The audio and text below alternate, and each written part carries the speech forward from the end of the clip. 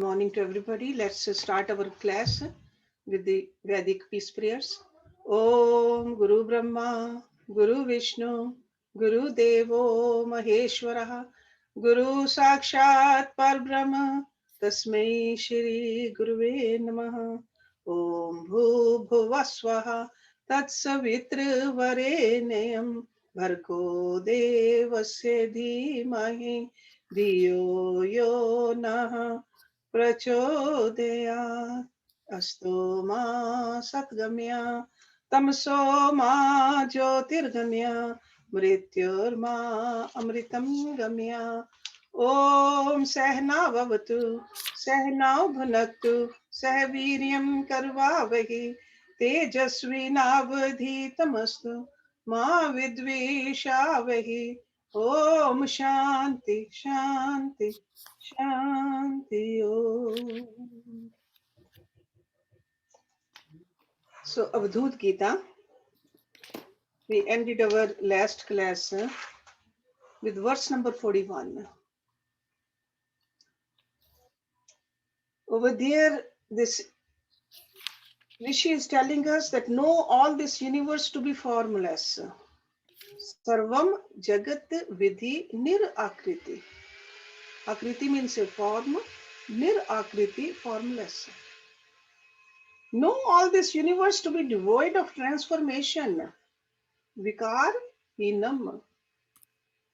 Know all this universe to be pure existence itself. Vishuddha Deham. Know all this universe to be of the nature of the supreme beatitude. Sarvam Jagat Vidhi Shiv Ekarupam. Okay. So, some of these verses are very simple to memorize also, to understand also. They can be recited any time by you. Instead of reciting something which doesn't have that much meaning, recite these.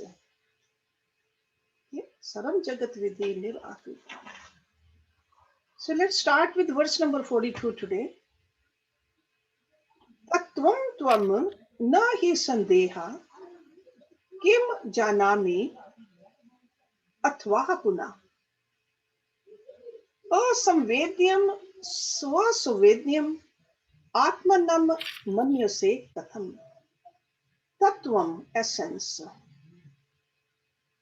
Tvam means you. Na means not. He means this. Samdeha, with the body. Kim means how. Janami, I shall know. Athva means or. Punha means again. Asamvedyam, unknowable. Samvedyam, knowable. That means knowable to the self. Knowable. Atmanam, the self. Manyase, you consider or accept. Katham means how. So undoubtedly you are that supreme reality. Why then do you think thus? Do I know the Atma or do I not? Because you are that. Why do you think like that? Or is it a matter of experience? Or is it incomprehensible? Okay, when you are that, what is there to worry about? So your essence is Atma. So these doubts in the mind, they should not even arise. Okay? Because sugar is sweet, we know that. Why doubt? Is sugar sweet or not? So essence of us is Atma. Maya, amaya, katham tat chaya, achaya, na vidyate. Tat tvam ekam idam sarvam Vyom akaram, nirambanam, Maya illusion, amaya non-illusion. Katham how? Tat, my child. See, that's how the gurus teach. Just like a father or a mother has a love for the children. Tat. Okay? We saw this word used by Lord Krishna many times for Arjun. Tat, my child. Or even the scripture which we did before this, Ashtavakra Gita. Even though Ashtavakraji was a young boy, he's calling King Janak a Tat. So it's not from the standpoint of the body, who's old, who's young. It's like who is the giver and who's the taker. Okay? Chaya is reflection, chaya is non-reflection. No nat vidyate exists. Tat means that, tvam means you, ekam means one, idam this, sarvam all, vyom sky or space, akaram form, nirambanam or niranjanam, without any flaw, without any taint. See, anjan means a little flaw, blackishness. So pure. Oh, my child, as darkness and light cannot remain together, so how can ignorance and knowledge be in Brahma? All this is that one. See, some people say Ek Omkar, that one. Spotless, formless reality. Okay? It's just Brahm everywhere. Nothing else but Brahm.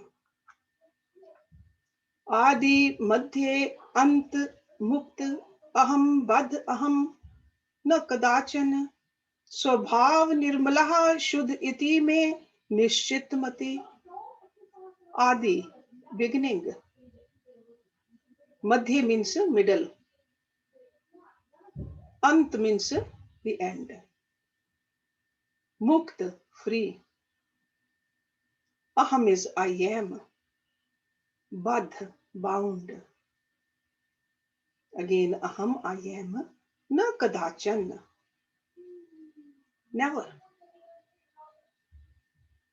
Swabhav, true nature. Nirmala, untainted. Shuddh means pure. Iti, in this way. May my nishchit, certain. Mati, knowledge, intellect. Mati.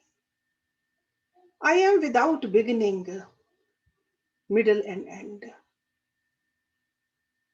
So this is the experience of this Avadhuta. So you remember in Bhagavad Gita we saw Arjun said that you are, I don't see your beginning, your end or your middle. Over here,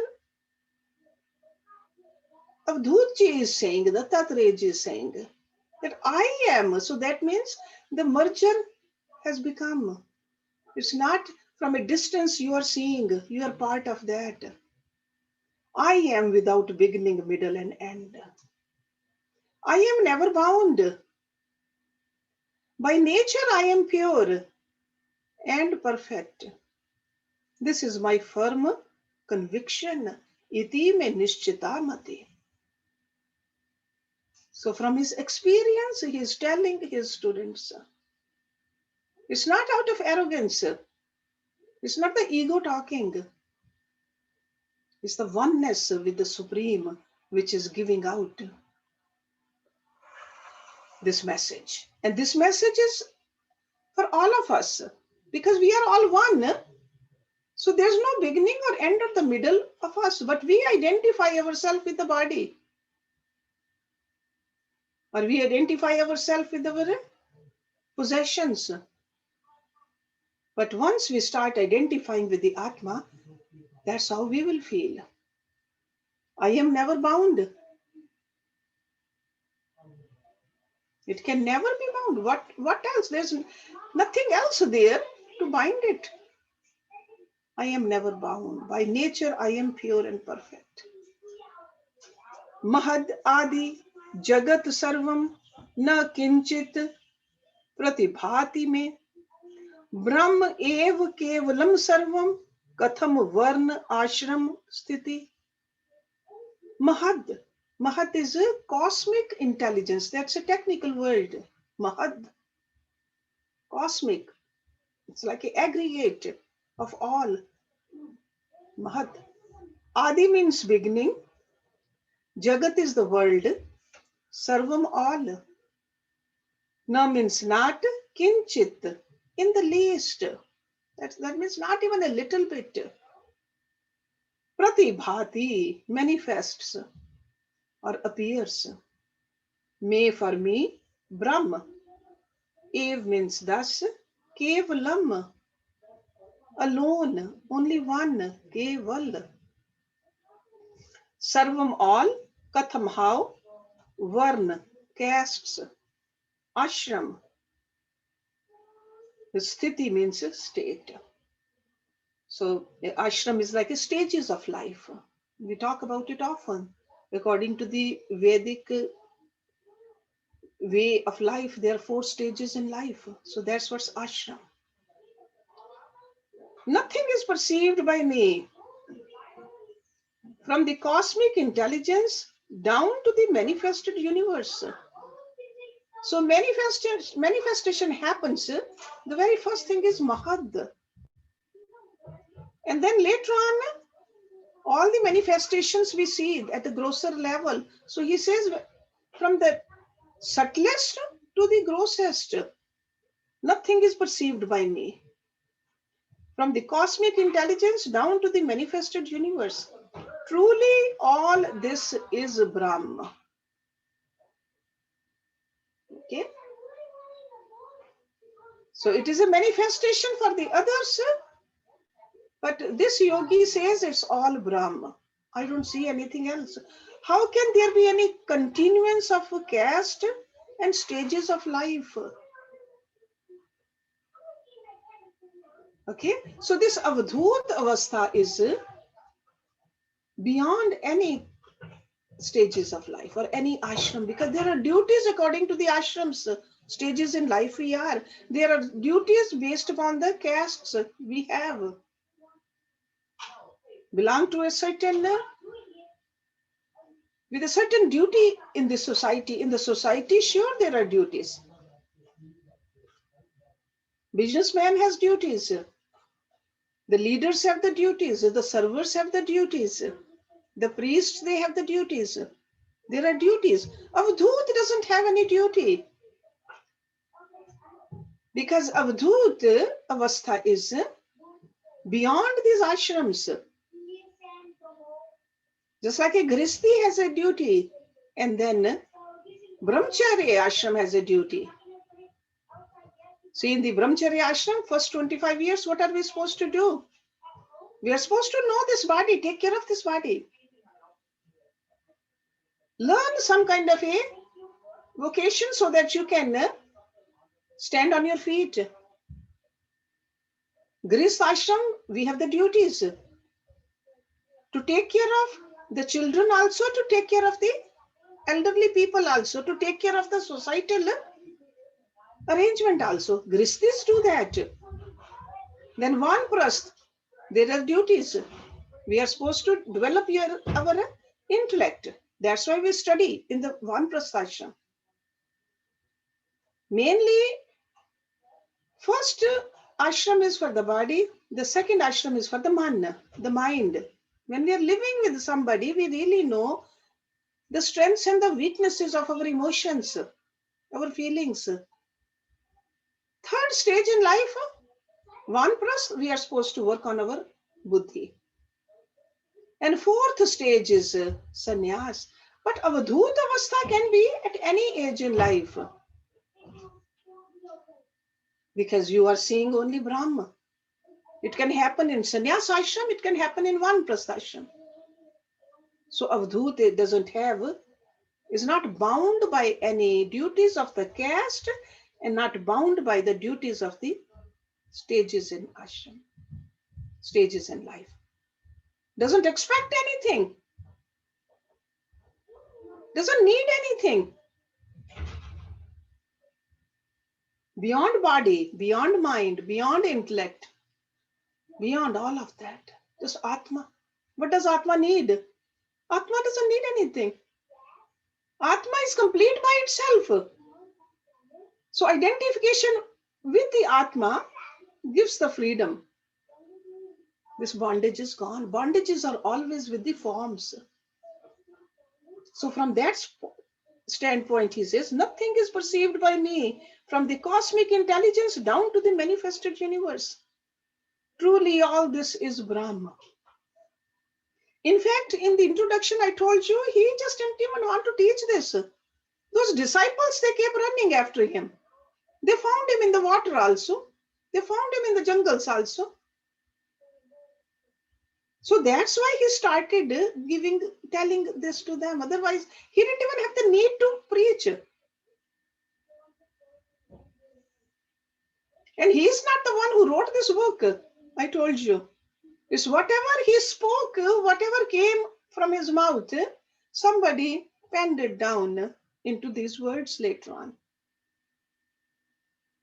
So how can there be any continuance of caste and stages of life? Then he says, Janami sarvatah sarvam aham ekaha nirantaram niralambam ashunyam cha shunye vyom adi panchakam. Janami, I know. Sarvatha, in every way. Sarvam all, aham I, ekaha one, nirantaram. Nirantar word is for indivisible. Nirantar, continuous. It's like eternal. That's nirantar. Niralambam, independent.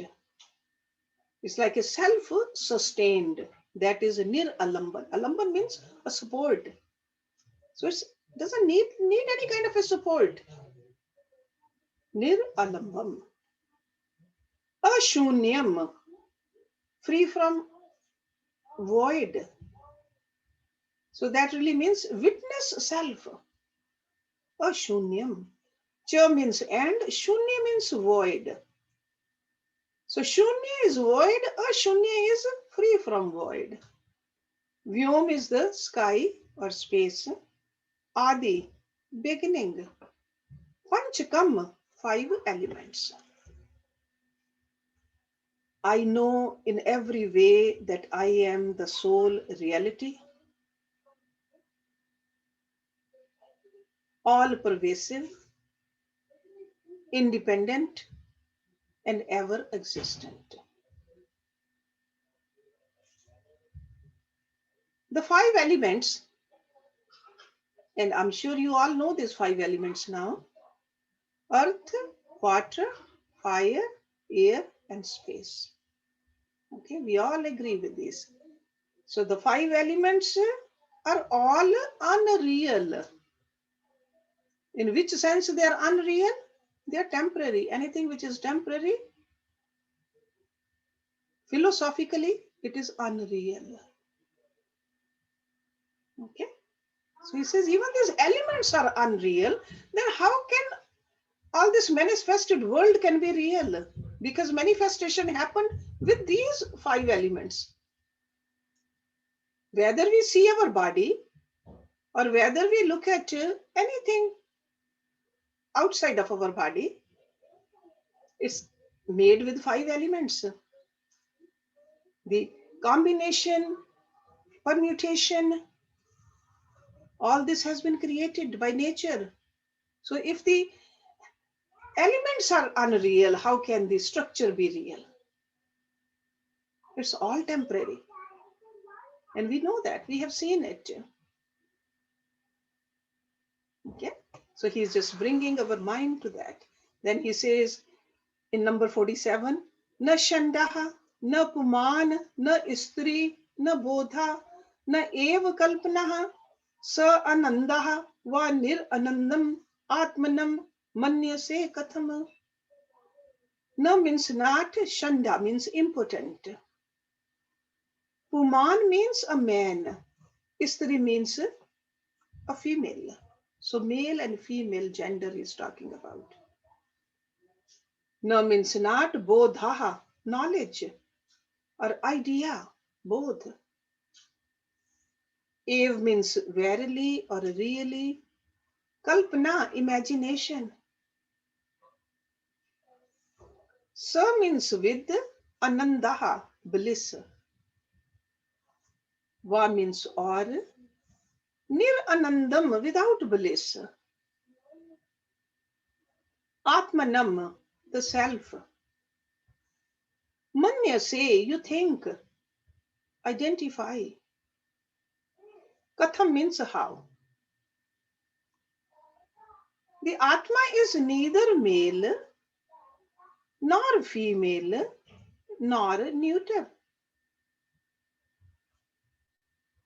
It is not a matter of perception or inference. It's not a bodh or kalpana. It's not imagination. Why then do you ponder over whether the Atma is blissful or devoid of bliss? So Atma is a pure consciousness. It is the real nature or the essence of the beings, all beings. So this gender is for the body. Atma is doesn't have a gender. The conception of sex pertains to the body. The Shvetashvar Upanishad says, thou art woman, thou art man, thou art youth and maiden too. Thou as an old man, totterest along on a staff. It is thou alone who, when born, assume diverse forms. So you can see that in your Taittiriya Upanishad. Okay? Verse 4.3. So Atma does not have a gender. Again and again in the Upanishads, in these Vedas, it has been mentioned. Atma is blissful. According to the Vedantic philosophy, bliss is the essence of existence.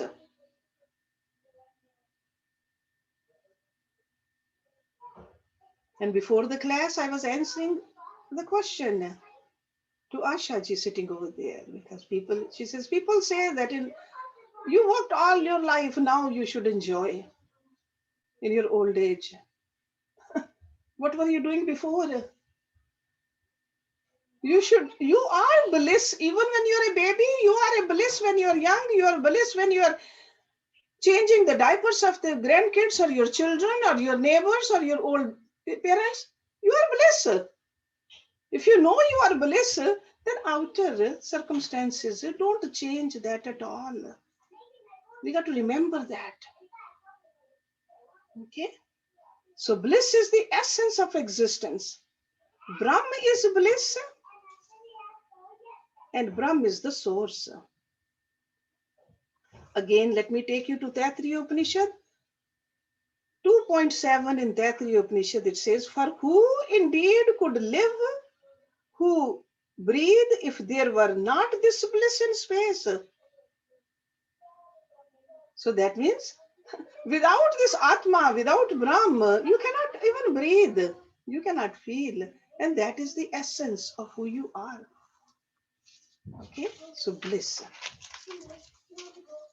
Then number 48, he says, Shadang yogat na tu na ev shuddham mana vinashat na tu ev shuddham guru upadeshat na tu na ev shuddham swayam cha tattvam swayam ev shuddham. Shatang means shat ang, 6 parts, 6 limbed. Shat ang. Yogat, through practice of yoga. Na means no, tu means but, ev means at all. Shuddham, purified. Manaha, of mind. Vinashat, through destruction. Na means no, tu means you. Ev at all. Shuddham, purified. Guru, upadeshat, the teachings, through teachings of your guru. Na means not, tu means you. Again, Shuddham, purified. Swayam, oneself. Cha means and. Tattvam, essence. Swayam, oneself. Ev, at all. Shuddham, pure. So Atma cannot be purified through the practice of the 6 limbs of yoga. Okay? So what are the 6 limbs of yoga? In Hatha Yoga, the very first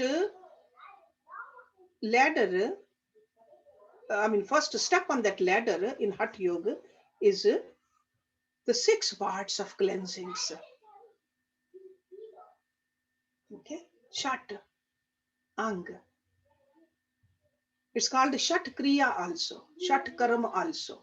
Neti, Dhoti, Kapalbhati, Tratak, Basti, right? All that. Shat. What do they do? How do we practice that? Some of them we practice with the help of the water. What does water clean? The body, not the Atma. Okay? So we got to remember that we are the Atma. We reside in there in this temple, and it's our duty to keep this temple clean. And through those Shat Ang, we clean the body. They're important, but we are not washing the Atma. Atma is always pure. It doesn't need washing. Yoga is not for the Atma. Yoga is for the body and the mind and the intellect, because that needs the washing. Because Atma, our true nature, is obscured by the filth on it. We become sick because we don't do those yoga, those cleansings, can't breathe better, cannot sit better, and our mind is just disturbed because of that.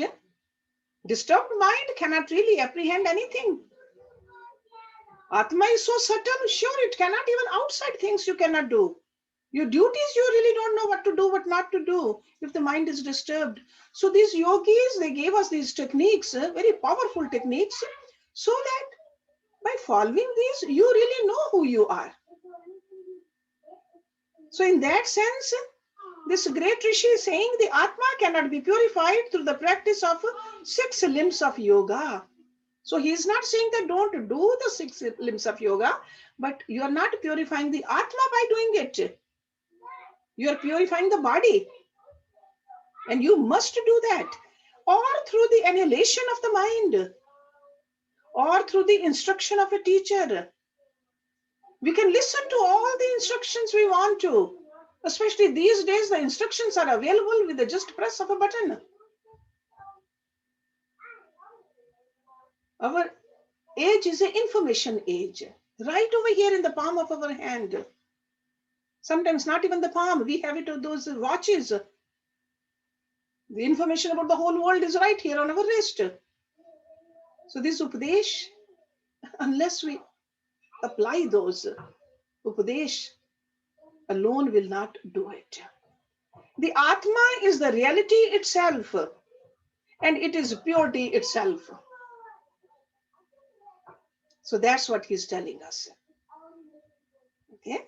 So the cleansing of the body, whether we clean our stomach or we fix our gaze on something or do other exercises or even the breathing exercises, alone they are not going to make us realize who we are. So instructions of the Guru, they definitely help to remove the ignorance from the mind of the disciple. But we got to just not only listen to the Guru, but do what the instructions are for. That's why we have added, I always talk about the Hatha Yoga techniques to keep your body clean and healthy, but at the same time, watch your behavior. Okay, watch your behavior, what you do. There is an effect on that. Do meditation, do some seva.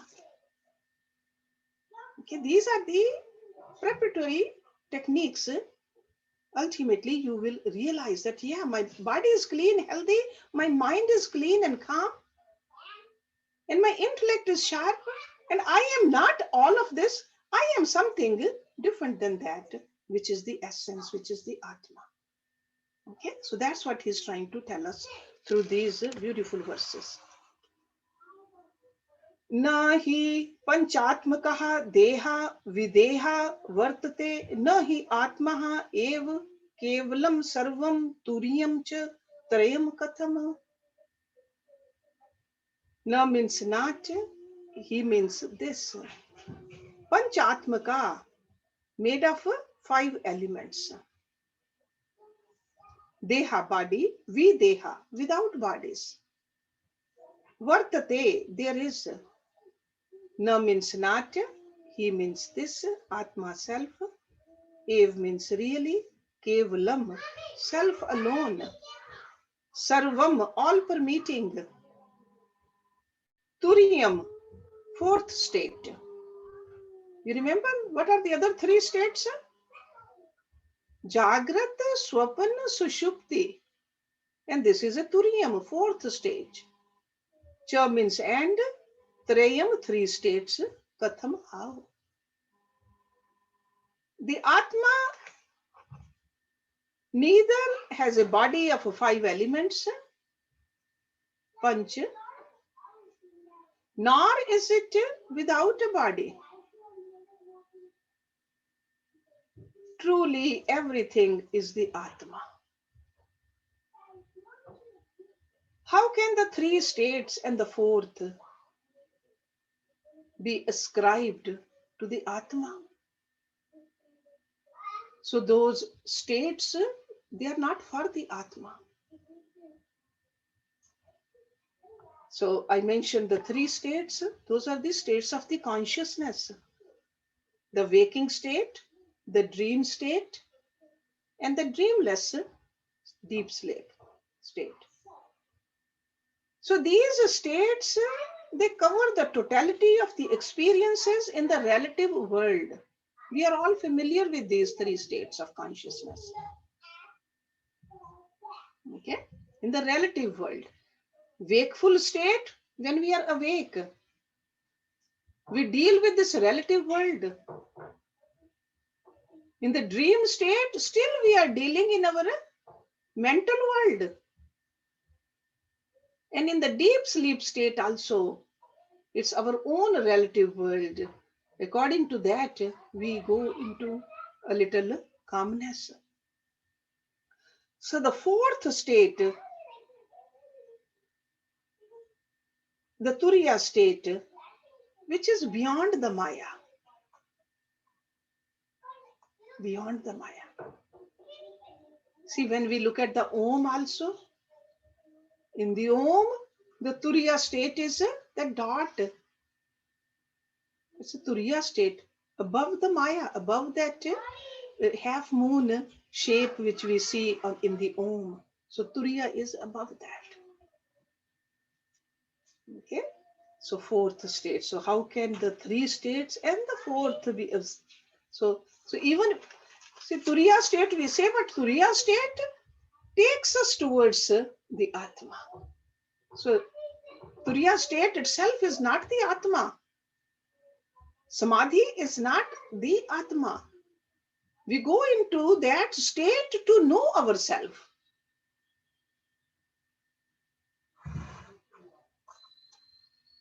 Na badho, na eva muktah, aham na cha, aham brahmanaha prithak, na karta, na cha bhogtaha, aham vyapye vyapak varjita. Na means not, badha, bondage. Again, na is not, ev means at all, mukt, liberation. Aham, I am. Na is not, cha and aham, I am, brahmanaha. From Brahm, actually, that's what it means over here. From Brahm. Prithak, separate or different. Like a separate from Brahma. No, not karta, doer or creator. Bhogata, experiencer or enjoyer. Aham, I am. Vyapye, to be pervaded. Vyapak, pervader. Varjita, devoid of. Truly, I am neither bound, nor free, nor separated from Brahma.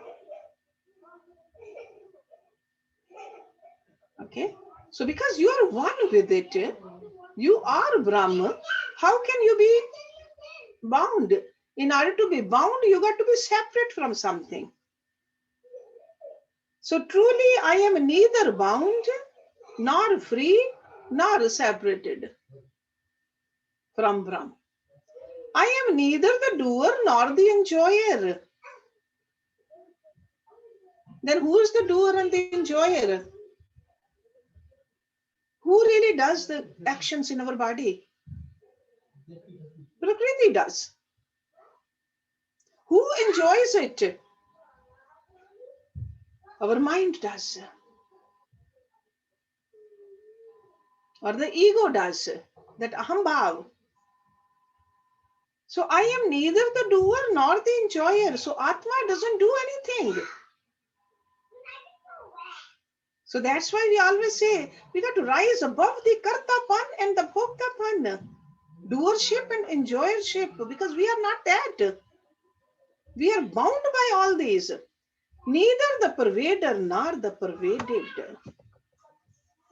Okay? So all these terms, when we understand, when we dig deeper into it, you really feel that, yeah, I am Brahm. How come I have never experienced it? My essence is nothing but bliss. It's not bound. Why do I feel bound? There's no flaw in it.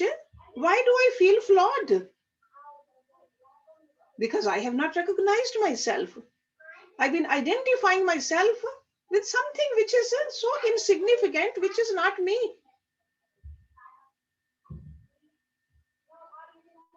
Only as a human being, we can experience truly who we are. And as human beings, if we don't experience who we are, what a loss.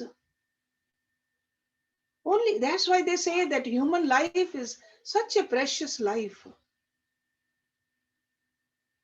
In this coming and going cycle, we don't know how many times we've been coming and going. Not as a human being, but now we have gotten a human body. We have that power in us. And if we lose it, what a waste. So from these verses, we should be encouraged. Hey, I am going to make my sadhana to the level where I truly understand who I am. I want to see myself. I want to know myself. All the rishis, they say that. All the God incarnates, they come again and again. They just say the same thing. No, not different. Countless rishis. We don't want to get trapped again. Just like little children, we teach them, don't do this, do this. And sometimes they keep on making the same mistake because they are children. If we do the same thing, these rishis, these gurus, they keep on telling us, you are not this, but we still want to believe that no, we are this. Keep making those mistakes, keep on slipping. We are children. Okay, let's do next one also. See, the message is the same from all these verses. These verses are very simple actually. The language is simple and the thought process, it just flows very beautifully in the same direction. Direction towards Brahm, the essence. That's all he's telling us. It's not complicated at all. See, in this world of polarity, complications are there. In reality, things are always simple. So that's why this scripture is very, very simple. Yatha jalam jale nyastam salilam bhed varjitam prakritim purusham tadvad abhinnam pratibhati me. Yatha means just as. Jalam, water. Jale, in water. Nyastam, poured. Salilam, flowing. Bhed, difference. Varjitam, free from. Prakritim, nature. Purusham, spirit, the soul. Tadvad, in that way. Abhinnam, non-different. Pratibhati, appear. Me means to me. As water mixed with water, remains the same undifferentiated water. We know that, right? You have water in a jug, you say half full, you want to put more water in it. You cannot differentiate the old water with the new water. It's the same. So as water mixed with water remains the same undifferentiated water. So Prakriti and Purusha both appear identical to me. So to Dattatraya, see, we look at it Purush and Prakriti. Purush means the Atma. Prakriti is the rest of it. If you want to really understand all of this, just remember in this world there are only three things. When we are learning, only three things. When we have experienced only one thing, only the Brahma, but when we are still over here learning, there are three things. Prakriti, Purush and Parmeshwar. Okay. Prakriti is, first of all, Purush is what? The Atma. Each of this Puri, that's called a Purush. Atma. Prakriti is the rest of it. In this body also, outside also. You can call it a Maya. Nature. But it's a Prakriti. Okay. So Purush, Prakriti. And then it's a Paramatma. So as a student, we see that, sure, I am a combination of Purush and Prakriti.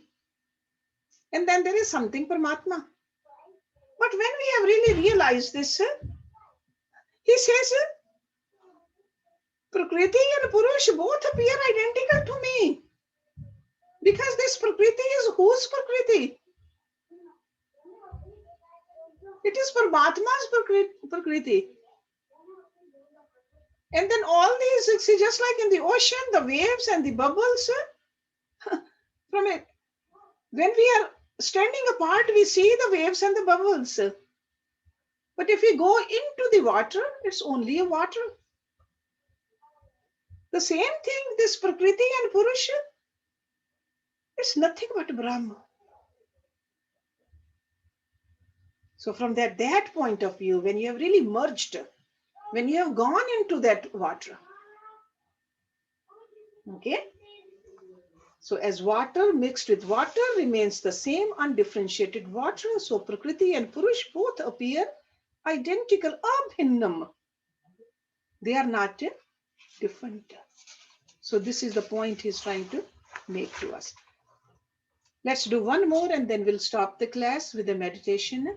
And today Jyoti is going to play that Om sound so that you don't hear my grandkids' uh, noises in this place, okay? So you can meditate better. So 15 minutes of meditation you'll be doing. So 52. Yadi naam na mukta asi na badha asi kadachan sakaram cha nirakaram atmanam manyase katham. Yadi means if. Naam means the name. Or over here it really means indeed. Mukta liberated. Asi means you are. Na means not. Badha bound. Kadachan ever. Sakaram with form. Nirakaram formless. Atmanam the self. Manya say you think. Katham how. If you are not free, indeed, then neither are you ever bound. How then can you think of yourself as with form when bound or as formless when liberated? This is something to be pondered upon. I want you to think about it this week on this verse. Okay? Sure, it looks like a lot of contradiction in there. But if you think deeply about it, you will get the answer. It's right there in this verse. Okay? So we'll stop it here. We'll start with verse number 52 next week. So let me start the meditation with you, and then Jyoti, you can play that om sound. Yeah, you can put your books down, your pens down. Make sure your back is straight, shoulders relaxed, facial muscles relaxed. Try to go inward. It's very easy to focus on the breath. You don't have to say any mantra. We are just playing a very soft om sound for you. And all you have to do is just focus on your breath.